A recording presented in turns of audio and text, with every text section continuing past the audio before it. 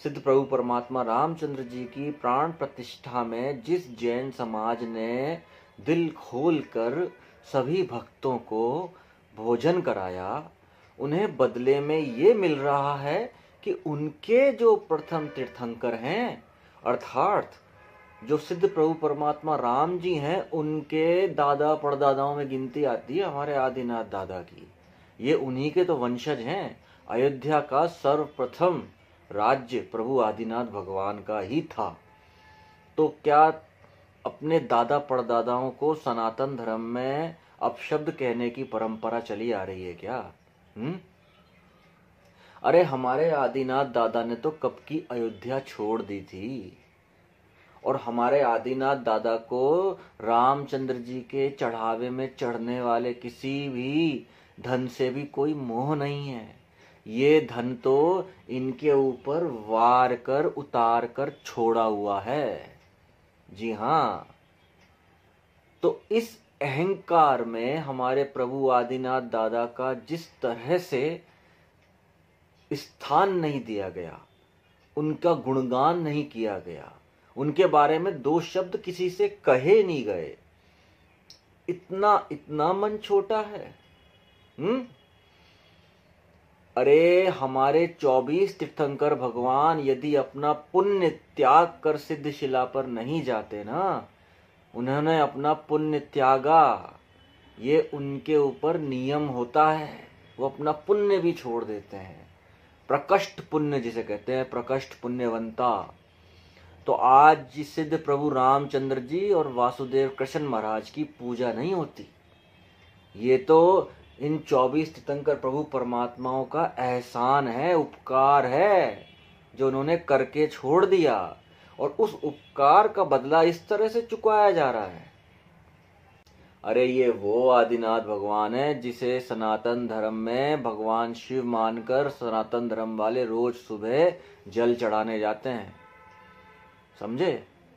ये वो आदिनाथ भगवान है जिनकी भक्ति रावण ने की थी अष्टापथ पर जाकर। ये वो आदिनाथ हैं जिन्हें जन्म से ही 3 ज्ञान थे। प्रभु श्री राम को जन्म से 3 ज्ञान थे क्या? हैं? प्रभु श्री राम ने 20वें तीर्थंकर प्रभु श्री मुनीश्वर गोस्वामी भगवान के चरणों में दीक्षा ली थी, ये बात कभी बताई नहीं गई। उस 20 तीर्थंकर वाली संख्या से पीछे अगर हम जाते हैं तो 19 तीर्थंकर पाते हैं। 19 तीर्थंकर में जब आप चलेंगे ना तो आपका माथा घूम जाएगा, इतनी लंबे करोड़ों वर्षों की आयुष पीछे चली जाएगी। तो ये तब के प्रभु हैं, तब के बापों के बाप, बड़े बाप जी हैं। तो उनके साथ इस तरह से पेश आओगे क्या? अरे हमने तुम्हारी कोई अयोध्या मांगी है क्या? हमने तुम्हारे कोई राम लल्ला का सिंहासन मांगा है क्या? हमें कोई आवश्यकता नहीं है जैनों को। हमारे पास तो हमारे आदिनाथ दादा का दिया हुआ मोक्ष मार्ग है जो इन सब से ऊपर है। और मैं जिन शासन के प्रत्येक व्यक्ति को कहना चाहता हूँ कि जिस तरह से सिद्ध प्रभु रामचंद्र जी के मंदिर में भक्तों की जो भीड़ उमड़ रही है, चंदे का जो एक तरह से चढ़ावा चढ़ रहा है, तो उसको देखकर किंचित मात्र भी अपना मन मत डिगाना, अपने मन में अस्थिरता पैदा मत करना, अपने मन में अरिहंत प्रभु परमात्मा के प्रति श्रद्धा भाव कम मत करना।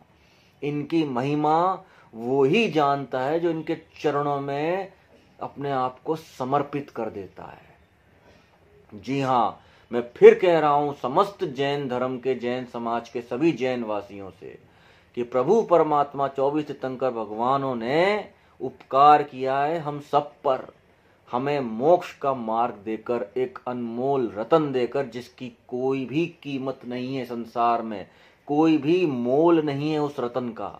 तो उसका ही हमें मान रखते हुए प्रभु परमात्मा के प्रति श्रद्धा भाव हमेशा अडिग, अटल और उच्च बनाए रखना है। और बाकी जितने भी ये सब जो संसार के भौतिकता में, चकाचौंध में जो जिए जा रहे हैं ना, उनको जीने दो, उनको जीने दो, उनको जीने दो।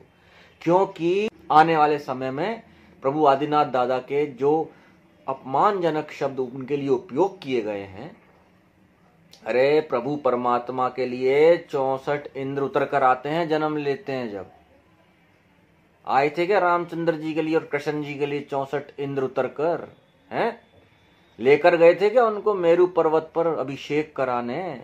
प्रभु परमात्मा के एक अंगूठे से मेरू पर्वत कांप गया, पूरी सृष्टि कांप गई। क्या रामचंद्र जी और कृष्ण भगवान के अंगूठे से कोई सृष्टि कांपी थी क्या?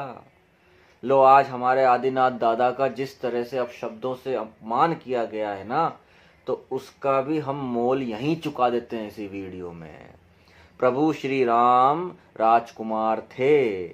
अगर प्रभु श्री राम जन्म से ही भगवान होते तो जब सीता माता का अपहरण हुआ था तो वो जो मारे मारे फिर रहे थे ना कि मेरी सीते कहाँ गई, किस दिशा में गई, तो जटायु महोदय ने बताया था, तो उन्हें अपने ज्ञान से ही पता हो जाता। भगवान तो केवल ज्ञानी होते हैं ना, जो हमारे 24 तीर्थंकर प्रभु परमात्मा थे, उन्हें पूछना नहीं पड़ता।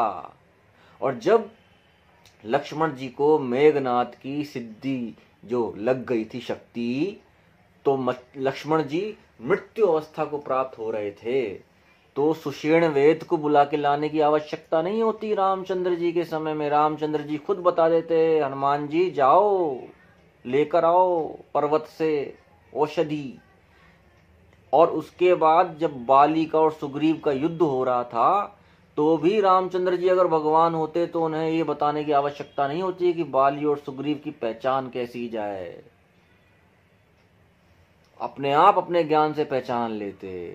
और जब रावण का वध हुआ तो विभीषण को रामचंद्र जी को ये बताने की आवश्यकता नहीं होती कि उस रावण की नाभि में अमृत है। भगवान होते तो वो स्वयं जान जाते।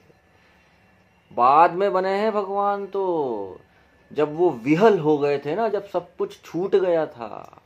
सीता माता ने जंगल में प्रस्थान करते समय कहा था सेनापति को, ये प्रभु महावीर स्वामी भगवान ने गौतम स्वामी भगवान को बताया था कि अपने राजा महाराजा रामचंद्र जी से कहना कि जैन शासन का, जैन धर्म का आलम्बन कभी ना छोड़ना।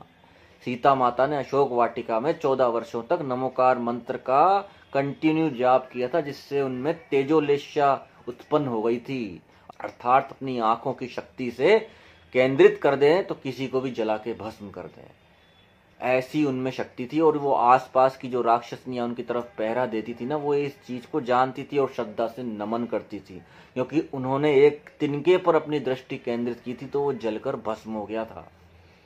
समझे आप? नमोकार मंत्र की 14 वर्षों की साधना, और वो सतीत्व, जो सतीत्व उनमें सीता माता में था, आज कहाँ है वो? 12वें देवलोक में इंद्र बनी बैठी हैं।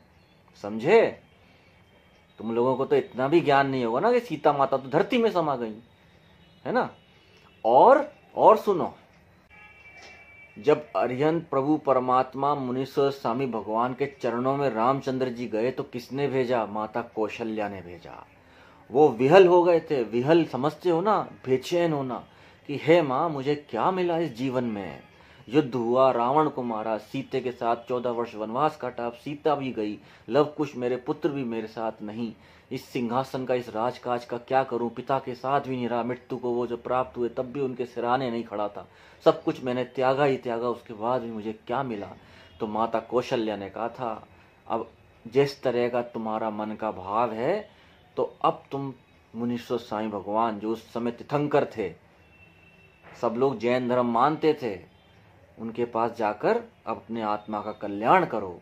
तब वहां जाके दीक्षा ली। दीक्षा लेके फिर मुनीश्वर साईं भगवान ने उनको पथ प्रदर्शन किया, और उस पथ प्रदर्शन पर चलकर उन्होंने केवल ज्ञान प्राप्त किया, और उसके बाद वो बने रामचंद्र भगवान। और जब वो भगवान बने तो प्रजा में सब तरफ, चारों तरफ चर्चा हुई, तब लोग उनके पास गए उनके भगवान स्वरूप को देखने। तब से रामचंद्र जी भगवान के रूप में स्थापित हुए। उससे पहले वो एक धनुर्धर, एक बहुत अति कौशलवान विद्याधारी राजकुमार के रूप में जाने जाते थे, राजा के रूप में जाने जाते थे। और उस वक्त जिस तरह से रामायण की घटना हुई थी, जैसे आज किसी देश में युद्ध छिड़ जाता है तो चारों तरफ चर्चा हो जाती ना, ऐसी वो चर्चा का विषय बनी थी वो घटनाक्रम। महाभारत का भी यही हाल है। 5 पांडवों ने दीक्षा ली, पालीताना के अंदर रामचंद्र जी, भरत सब मोक्ष गए, 5 पांडव मोक्ष गए, अरिहंत प्रभु परमात्मा आदिनाथ दादा की तपस्या करके। और तुम उन्हीं आदिनाथ दादा का अपने ऐसे तुच्छ निकृष्ट निर्लज्ज शब्दों से अपमान करते हो, तुम्हें शर्म नहीं? अकेले थोड़ी विराजित होते हैं, उनके आसपास शक्तियां होती हैं, वो सब विराजित होंगी। और डंके की चोट पर जितने भी शीश प्रभु परमात्मा के चरणों में झुकेंगे श्रद्धा भाव से, उनकी मनोकामना, उनके मन की इच्छा, ये हमारे आदिनाथ दादा, हमारे सरकार पूरी करेंगे, ऐसा लगेगा।